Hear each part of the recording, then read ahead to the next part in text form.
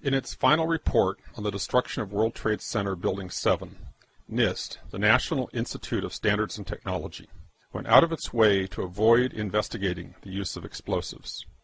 Their sole rationale for not investigating explosive use was the supposed lack of sufficiently loud sounds.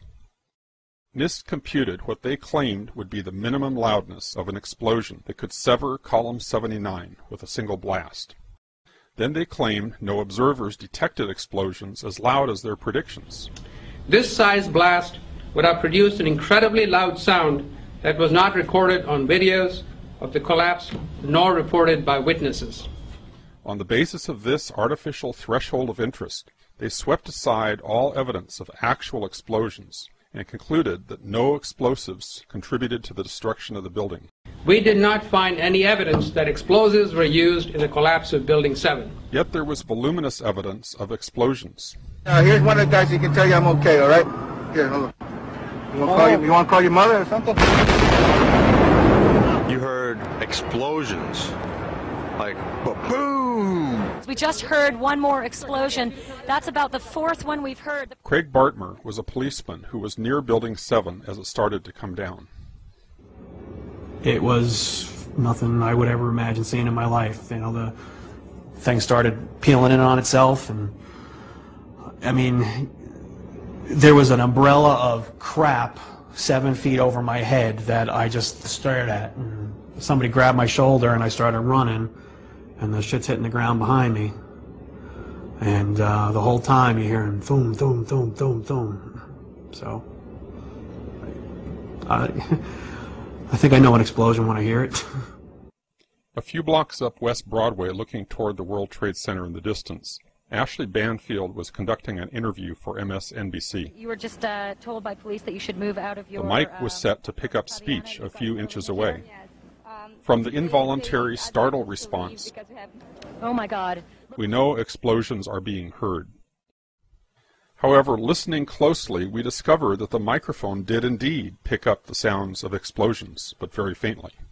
Turn up the volume. Listen for a low rumble in the background. you were just told by police that you should move out of your apartment, Fabiana. Yes. You've got Carolina here? Yes. They advised us to leave because we have... Oh my God. This time the sound has been filtered to emphasize low frequencies. Listen for booms like a bass drum in the distance. In fact, you were just told by police that you should move out of your apartment, Fabiana. You've got Carolina here? Yes. They advised us to leave because we have... Oh my God.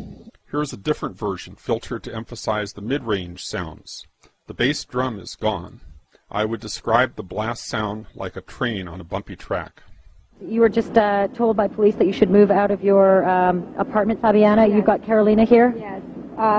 They advised us to leave because we have... Oh my God. Here's the original sound again. You were just told by police that you should move out of your apartment, Fabiana. Yes. You've got Carolina here? Yes. They advised us to leave because we have... Oh my God. Look behind us. Please pan in this way. Please be careful of your baby.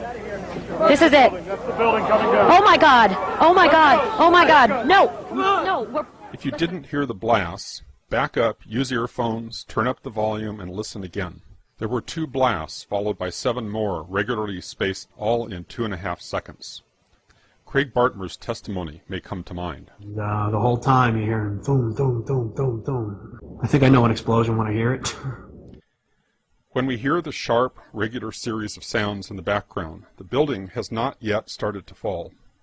When we hear the reporters say, "This is it," this is it, the building has not yet started to fall.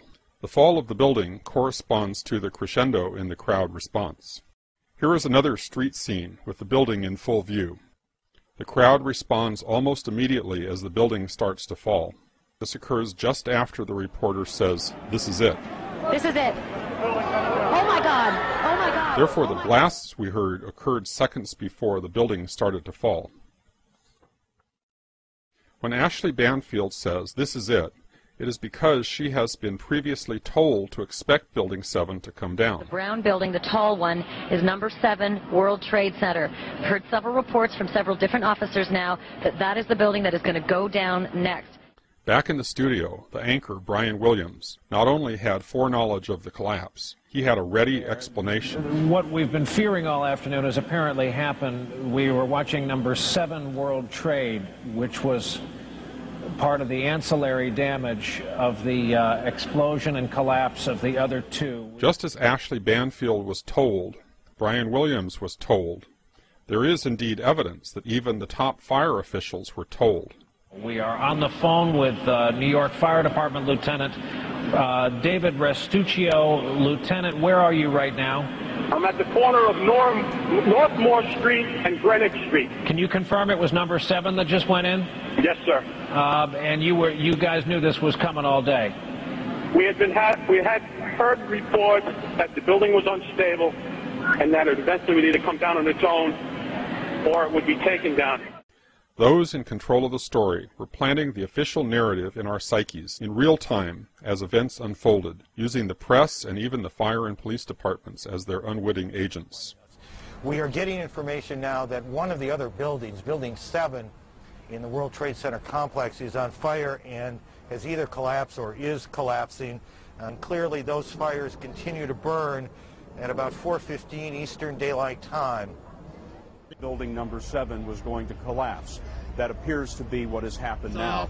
One of those smaller buildings just fall to the ground. We had heard earlier that it was structurally unsafe. We're getting word from New York right now that another building has collapsed. I understand that this is a 47-story building.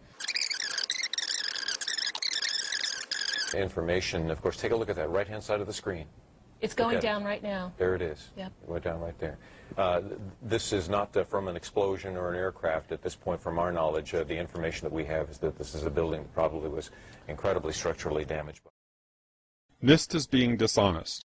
That would have been an incredibly loud sound, and that sound was not picked up by any of the videos or witnesses that we have talked to. NIST was lying about no testimony of explosions. There was both testimony and recorded evidence of explosions. However, NIST discounted any evidence of explosions that did not exceed its artificially contrived threshold of interest. The minimum sound level of interest, as determined by NIST, was based on a blast of RDX, one of the loudest explosives available, large enough to break a major column outright with a single blast. They assumed no efforts at noise abatement, complete transmission of the sound to the outside air, no absorption or blockage of the sound along the path. And who knows if they assumed the use of an efficient cutter charge, or if they simply figured the effect of a bomb planted beside a column. They don't say. Their sole reason for doing this calculation was to create a pretext to sidestep any actual investigation of explosives. Why would NIST, or anyone else, choose to exclude from its investigation any evidence of any explosions related to the destruction of the building? A reasonable investigator might suspect that explosions could have been used in many different ways. They could break connections rather than cut directly through the largest columns, or use silent incendiaries to weaken the columns. Ruling out RDX does not rule out the one explosive that was most likely used, nanothermite. Nanothermite can be tailored to control the sound level by adjusting the particle size and including additives. Nanothermite might be new to the public at large, but many of the scientists at NIST had expert knowledge of and experience with nanothermite. Most importantly, independent scientists have found actual remnants of nanothermite in all of the World Trade Center dust samples they have examined. Despite NIST's intimate knowledge of alternate explosives with radically different acoustic properties, they rigged their calculations to predict extremely loud sounds, and then singled out sound level as the sole criterion for what constituted a credible hypothesis. On this basis, they rejected eyewitness testimony, inconvenient recordings, One more explosion. Oh my God. and cleverly sidestepped even looking for explosive residues, evidence that explosives were in fact used to bring down World Trade Center 7. No honest scientific inquiry would ever be conducted in this way. But then, as we have seen repeatedly, the NIST report was not an honest scientific inquiry.